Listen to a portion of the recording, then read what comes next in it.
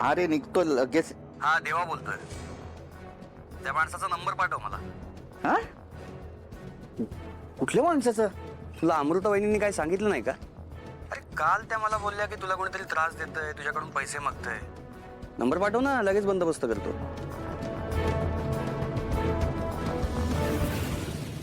अच्छा इन्स्पेक्टर देवा बोलताय. अरे असं बोल ना बाबा. तो आमच्या चहा टपरीवर पण एक देवा आहे. मला वाटलं त्याचा फोन आला की काय.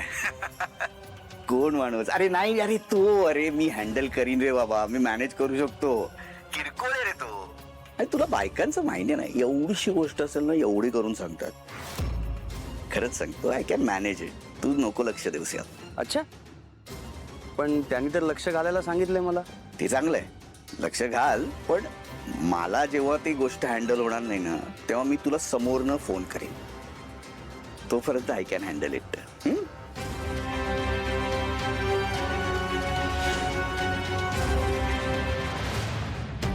हो, तुम्हाला एवढा का वेळ लागला? मी खाली वाट बघत होते तुमची. त्या इन्स्पेक्टर देवाचा फोन होता. तू त्याला काय बोललीस का? कशाला इन्व्हॉल्व करतेस तू पोलिसांना या सगळ्यात? मी तुला पहिल्यांदाच सांगितलं ना, पोलिसांना इन्व्हॉल्व नाही करायचंय.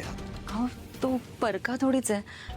आणि पोलीस म्हणून नाही, तो भाऊ म्हणून मदत करणार होता आपली. आणि मला सांगा, तो पोलीस असल्याचा फायदा झाला असता ना माणसावर जरब बसायला, म्हणून सांगितलं. म्हणून सांगितलेलं पोलिसांना इन्व्हॉल्व करू नकोस. मी हँडल करू शकीन असं वाटत नाही का तुला? माझ्यावर विश्वास नाही का? खरं सांग. आणि जरब म्हणजे काय ग? तो त्याला जाणार आणि धमकी देणार, बरोबर?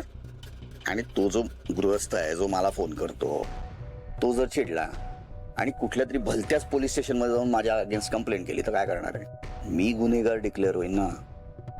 म्हणून म्हटलं. सॉरी, ऍक्च्युली मला तुमची खूप काळजी वाटत होती. आणि अनायसे तू घरी आला होता ना. तू सॉरी वेरी म्हणू नकोस, तू काळजी करू नकोस. आणि या अवस्थेत तर बिलकुल काळजी करायची नाही. I can take care of myself. अरे कोण आहे कोण मी? Rajkumar. Can I take care of my tiffin? जरा उशीर होईल आज येतात. चला.